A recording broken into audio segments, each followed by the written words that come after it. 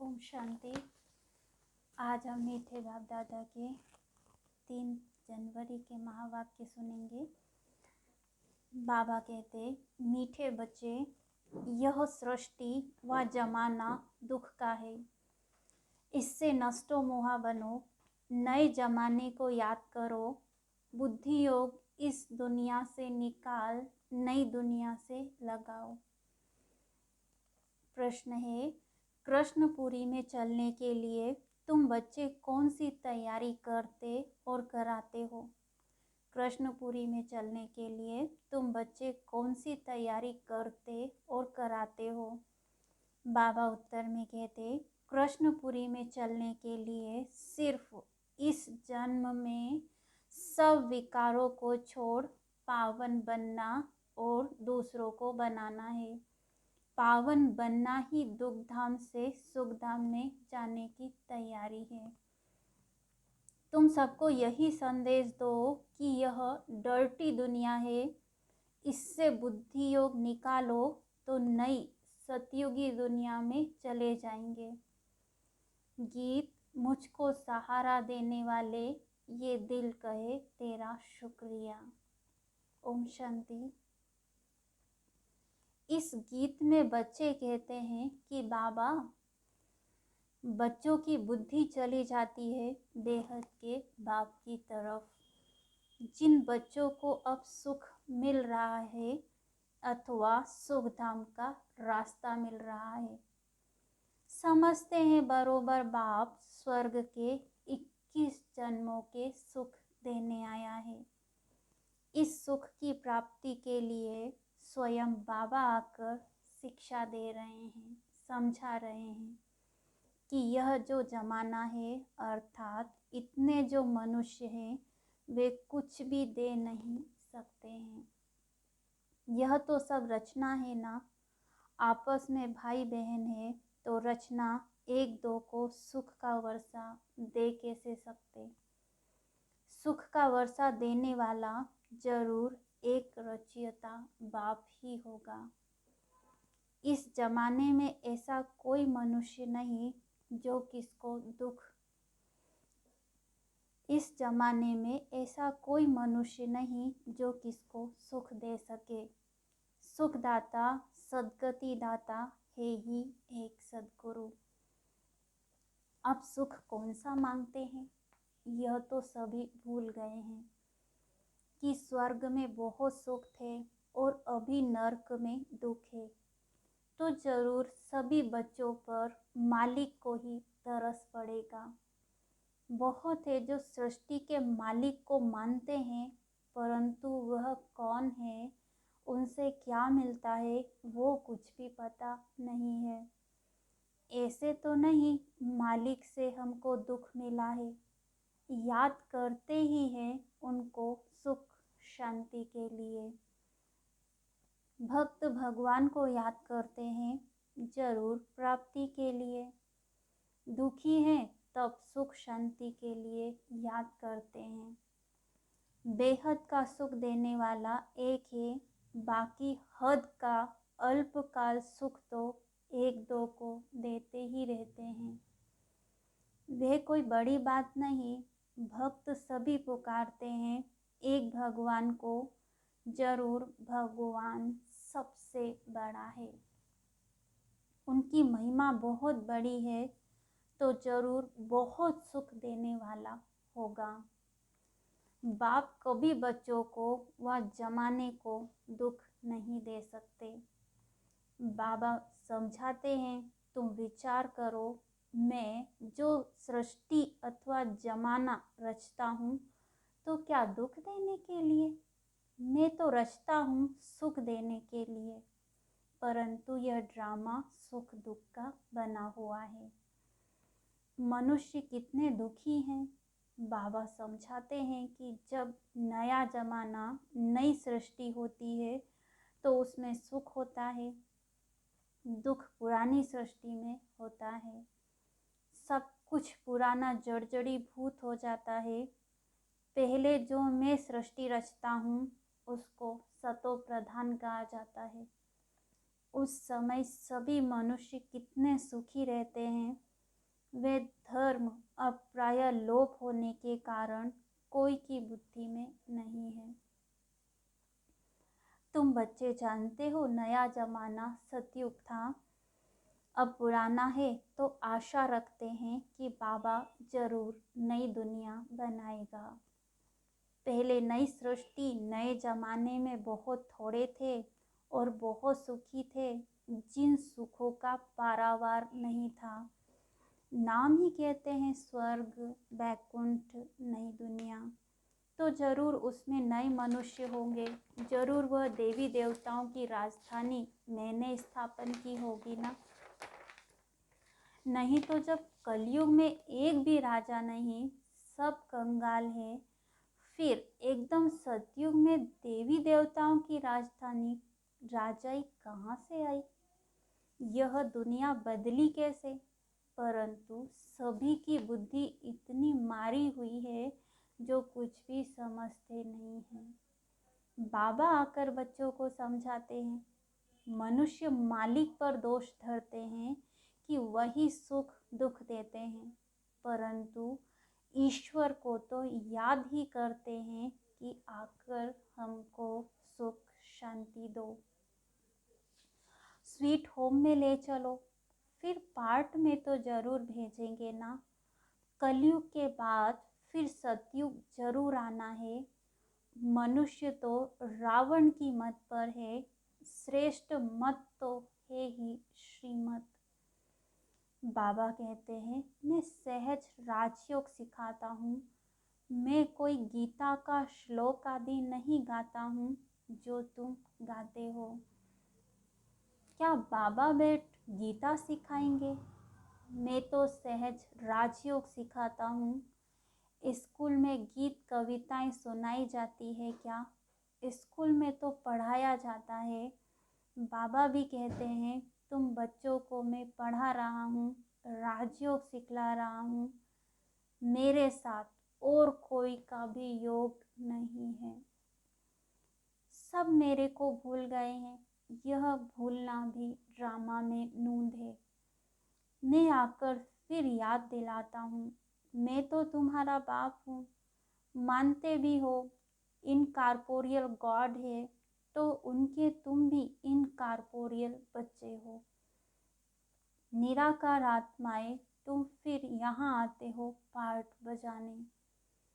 सभी निराकार आत्माओं का निवास स्थान निराकारी दुनिया है, जो ऊंचते ऊंचे यह साकारी दुनिया, फिर आकारी दुनिया और वह निराकारी दुनिया सबसे ऊपर तीसरे तबके पर है। बाबा सम्मुख बैठ बच्चों को समझाते हैं, हम भी वहाँ के रहने वाले हैं। जब नई दुनिया थी तो वहाँ एक धर्म था जिसको हेवन कहा जाता है। बाबा को ही कहा जाता है हेवनली गॉड फादर। कलयुग है कंसपुरी, सतयुग है कृष्णपुरी। तो पूछना चाहिए, अब तुम कृष्णपुरी में चलेंगे? अगर तुम कृष्णपुरी चलना चाहते हो तो पवित्र बनो। जैसे हम तैयारी कर रहे हैं दुख धाम से सुख धाम में चलने की, ऐसे तुम भी करो। उसके लिए विकार जरूर छोड़ने पड़ेंगे। यह सबका अंतिम जन्म है, सभी को वापस जाना है। क्या तुम भूल गए हो? 5000 वर्ष पहले यह महाभारी लड़ाई नहीं लगी थी जिसमें सभी धर्म विनाश हुए थे और एक धर्म की स्थापना हुई थी। सतयुग में देवी देवताएं थे ना, कलयुग में नहीं है। अब तो रावण राज्य है, आसुरी मनुष्य है, उन्हों को फिर देवता बनना पड़े तो उसके लिए आसुरी दुनिया में आना पड़े, वह देवी दुनिया में आएंगे, वह दोनों के संगम पर आएंगे। गाया भी हुआ है, कल्प कल्प के संगम युगे आता हूँ।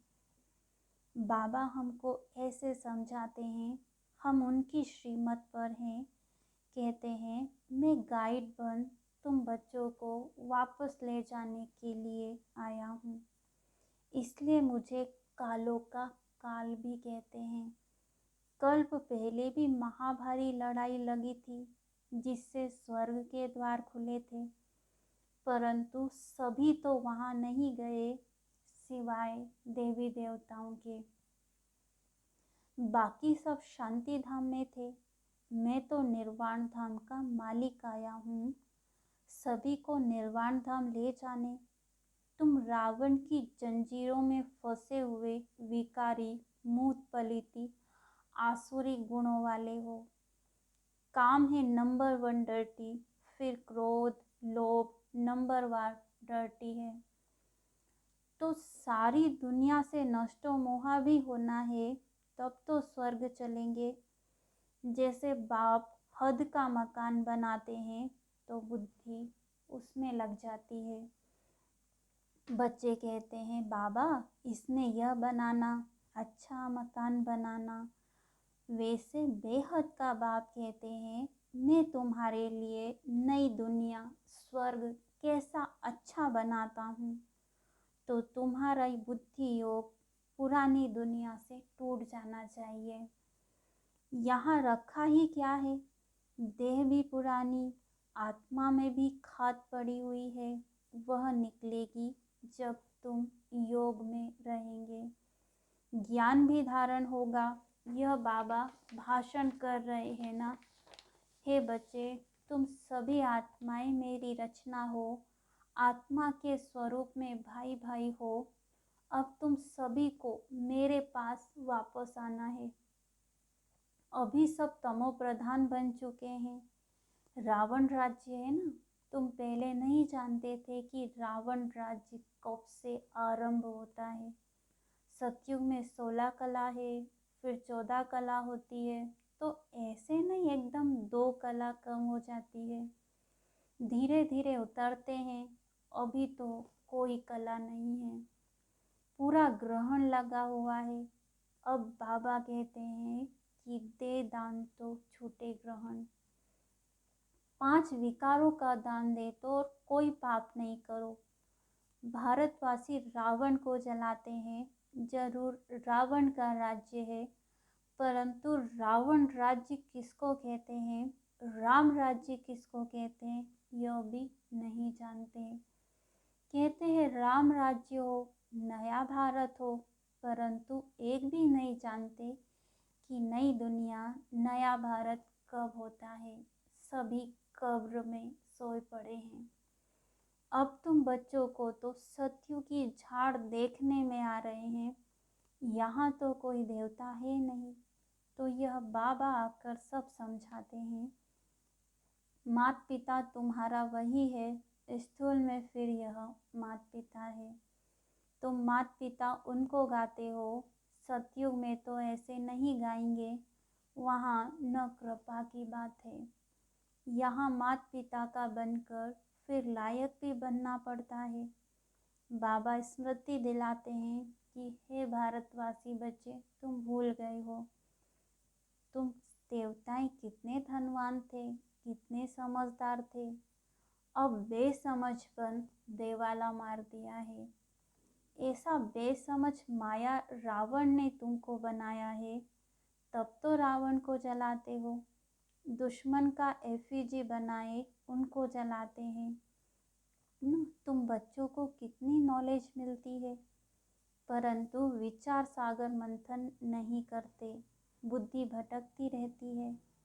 तो ऐसी ऐसी पॉइंट्स भाषण में सुनाने भूल जाते हैं, पूरा समझाते नहीं हैं।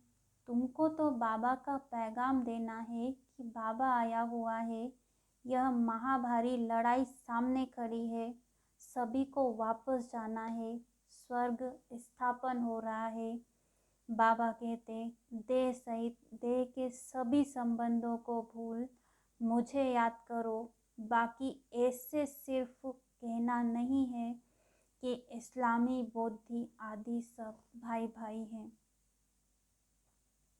यह तो सभी देह के धर्म है, सभी की जो आत्माएं हैं वह बाप की संतान है। बाबा कहते यह सब देह के धर्म छोड़ मामेकम याद करो। यह बाप का मैसेज देने के लिए हम शिव जयंती मना रहे हैं। हम ब्रह्मा कुमार कुमारियाँ शिव के पोतरे हैं। हमको उनसे स्वर्ग की राजधानी का वर्षा मिल रहा है। बाबा हमको पैगाम देते हैं कि मन मना भव, इस योग अग्नि से तुम्हारे विकर्म विनाश होंगे और शरीरी बनो। अच्छा, मीठे मीठे सिकिलधे बच्चों प्रति माता पिता बाप दादा का याद प्यार और गुड मॉर्निंग। रूहानी बाप की रूहानी बच्चों को नमस्ते। हम रूहानी बच्चों की रूहानी बाप दादा को याद प्यार गुड मॉर्निंग नमस्ते। रात्रि क्लास। अभी तुम बच्चे स्थूल वतन, सूक्ष्म वतन और मूल वतन को अच्छी तरह से समझ गए हो। सिर्फ तुम ब्राह्मण ही यह नॉलेज पाते हो, देवताओं को तो यह नॉलेज की दरकार ही नहीं। तुमको सारे विश्व की अब नॉलेज है। तुम पहले शूद्र वर्ण के थे, फिर ब्रह्मा कुमार बने तो यह नॉलेज देते हैं, जिससे तुम्हारी डीटी डिनायस्टी स्थापन हो रही है। बाबा आकर ब्राह्मण कुल, सूर्यवंशी, चंद्रवंशी डिनायस्टी स्थापन कर रहे हैं। वह भी संगम पर स्थापना करते हैं। और धर्म वाले फट से डिनायस्टी नहीं स्थापन करते हैं, उनको गुरु नहीं कहा जाता। बाबा ही आकर धर्म की स्थापना करते हैं। बाबा कहते अभी सिर पर फुरना है बाबा की याद का, जिसे घड़ी घड़ी भूल जाते हैं। पुरुषार्थ का धंधा आदि भी करते रहें और याद भी करते रहें हेल्दी बनने के लिए। बाप कमाई बड़ी जोर से कराते हैं, इसमें सभी कुछ भुलाना पड़ता है। हम आत्मा जा रही हैं, प्रैक्टिस कराई जाती है। खाते हो तो क्या बाप को याद नहीं कर सकते हो? कपड़ा सिलाई करते हैं, बुद्धि योग बाबा की याद में रहे। किचड़ा तो निकालना है। बाबा कहते शरीर निर्वाह के लिए भले कोई काम करो, हे बहुत सहज समझ गए हो। 84 का चक्र पूरा हुआ। अब बाप राजयोग सिखाने आए हैं। यह वर्ल्ड की हिस्ट्री ज्योग्राफी इस समय रिपीट होती है। कल्प पहले जैसे ही रिपीट हो रही है। रिपीटेशन का राज भी बाबा ही समझाते हैं। वन गॉड वन रिलीजन भी कहते हैं ना, वहाँ ही शांति होगी। वह है अद्वैत राज्य। द्वैत माना आसुरी रावण राज्य। वह है देवता, यह है दैत्य। आसुरी राज्य और दैवी राज्य का भारत पर ही खेल बना हुआ है। भारत का आदि सनातन धर्म था, पवित्र प्रवृत्ति मार्ग था। फिर बाबा आकर पवित्र प्रवृत्ति मार्ग बनाते हैं। हम सो देवता थे, फिर कला कम होती गई, हम सो शूद्र डिनाइस्टी में आए। बाबा पढ़ाते ऐसे हैं जैसे टीचर लोग पढ़ाते हैं, स्टूडेंट सुनते हैं। अच्छे स्टूडेंट पूरा ध्यान देते हैं, मिस नहीं करते हैं। यह पढ़ाई रेगुलर चाहिए। ऐसी गॉडली यूनिवर्सिटी में एब्सेंट नहीं होनी चाहिए। बाबा गुह्य गुह्य बातें सुनाते रहते हैं। अच्छा, गुड नाइट। रूहानी बच्चों को नमस्ते। हम रूहानी बच्चों को, रूहानी बाप दादा को गुड नाइट, नमस्ते नमस्ते। धारणा के लिए मुख्य सार। देह के सब धर्मों को छोड़ अशरीरी आत्मा समझ एक बाबा को याद करना है। योग और ज्ञान की धारणा से आत्मा को पावन बनाना है। बाबा जो नॉलेज देते हैं उस पर विचार सागर मंथन कर सबको बाप का पैगाम देना है, बुद्धि को भटकाना नहीं है।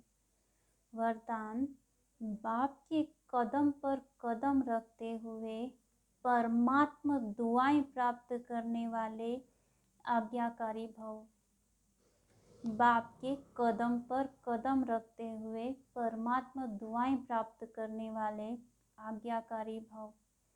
आज्ञाकारी अर्थात बाप दादा के आज्ञा रूपी कदम पर कदम रखने वाले। ऐसे आज्ञाकारी को ही सर्व संबंधों से परमात्मा दुआएं मिलती है। यह भी नियम है, साधारण रीति भी कोई किसी के डायरेक्शन प्रमाण हाजी कहकर कार्य करते हैं तो जिसका कार्य करते उसकी दुआएं उनको जरूर मिलती है। यह तो परमात्मा दुआएं हैं जो आज्ञाकारी आत्माओं को सदा डबल लाइट बना देती है। स्लोगन, दिव्यता और अलौकिकता को अपने जीवन का श्रृंगार बना लो। दिव्यता और अलौकिकता को अपने जीवन का श्रृंगार बना लो तो साधारणता समाप्त हो जाएगी। अच्छा, आज के पुरुषार्थ का पॉइंट है, जैसे अंडरग्राउंड सारी कारोबार चलती है वैसे अंतर्मुखी होकर हर कार्य करो। इससे एक तो विघ्नों से बचाव होगा, दूसरा समय का बचाव, तीसरा संकल्पों का बचाव व बचत हो जाएगी। एकांतवासी के साथ रमणीकता भी इतनी ही हो, इन दोनों शब्दों में बहुत अंतर है, लेकिन संपूर्णता में दोनों की समानता रहे। जितना ही एकांतवासी उतना ही फिर साथ साथ रमणीकता भी हो। एकांत में रमणीकता गायब नहीं होनी चाहिए, दोनों समान और साथ साथ रहे। अभी अभी एकांतवासी, अभी अभी रमणीक, जितनी गंभीरता उतना ही मिलनसार, अर्थात सर्व के संस्कार और स्वभाव से मिलने वाला। अच्छा, ओम शांति।